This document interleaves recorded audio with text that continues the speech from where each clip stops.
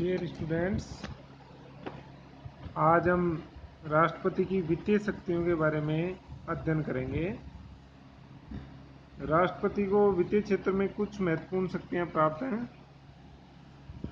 राष्ट्रपति प्रत्येक वित्तीय वर्ष के प्रारंभ में संसद के दोनों सदनों के समक्ष भारत सरकार की उस वर्ष की आय और व्यय का अनुमानित विवरण रखवाएगा।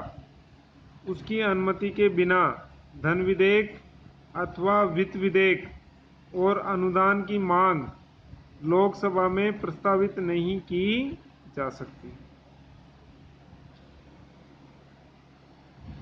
यानी प्रत्येक साल आय व्यय, जिसको बजट बोलते हैं, वो संसद के समक्ष रखवाता है। उसकी अनुमति के बिना धन विधेयक अथवा वित्त विधेयक और अनुदान की मांग लोकसभा में प्रस्तावित नहीं की जा सकती। भारत की आकस्मिकता निधि कॉन्टीजेंसी फंड पर भी उसका नियंत्रण होता है। वह इस निधि से आकस्मिक व्यय के लिए संसद की आज्ञा प्राप्त करने से पूर्व ही धनराशि दे सकता है। इसके लिए बाद में संसद की स्वीकृति आवश्यक है।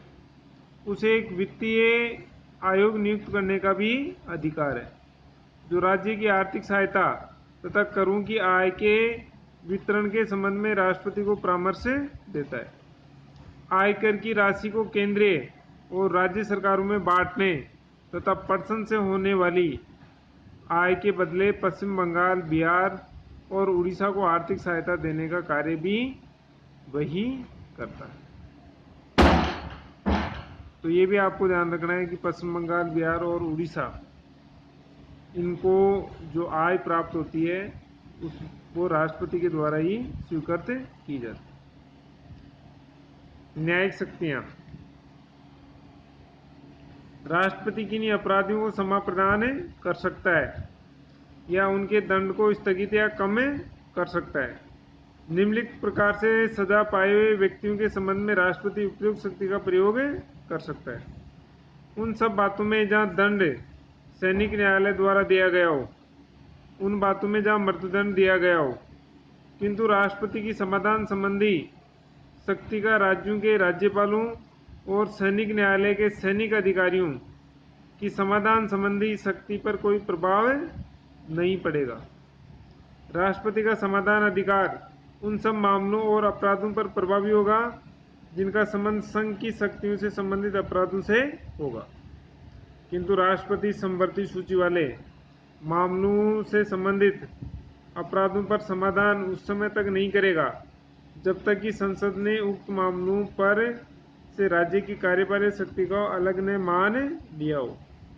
राष्ट्रपति अपने समाधान के अधिकार का प्रयोग अपने मंत्रियों की मंत्रणा के आधार पर ही करता है। ऐसी स्थिति इंग्लैंड में अमेरिका राष्ट्रपति दोष सिद्ध होने के पूर्व या पश्चात जब चाहे अपनी इच्छा अनुसार क्षमा प्रदान कर सकता है, किंतु भारत का राष्ट्रपति दोष सिद्ध होने के बाद ही क्षमा प्रदान कर सकता है। इसके अतिरिक्त भारत के राष्ट्रपति को सर्व क्षमा प्रदान करने के लिए संसद की अनुमति प्राप्त करनी होगी। लेकिन अमेरिका में राष्ट्रपति किसी भी प्रकार के मामलों में क्षमा प्रदान कर सकता है। राष्ट्रपति को समाधान का यह अधिकार इस आधार पर प्रदान किया गया है कि न्याय में दया का पुट होना चाहिए। Justice should be tempered with mercy.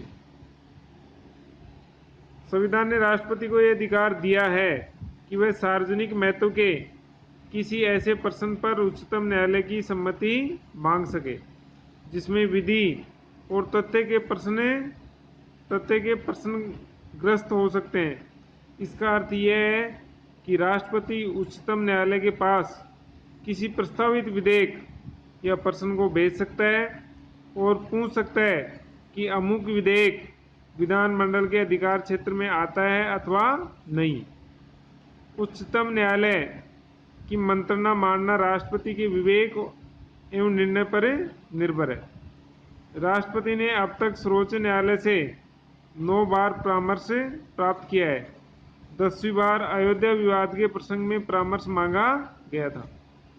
लेकिन सर्वोच्च न्यायालय ने इस विषय पर परामर्श देने से इनकार कर दिया।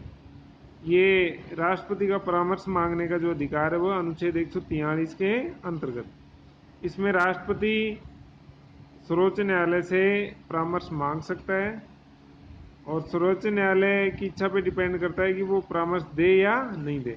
अगर देता है तो राष्ट्रपति उसे माने या नहीं माने, ये राष्ट्रपति की इच्छा पर डिपेंड करता है। अब नेक्स्ट वीडियो में पढ़ेंगे राज्यों से संबंधित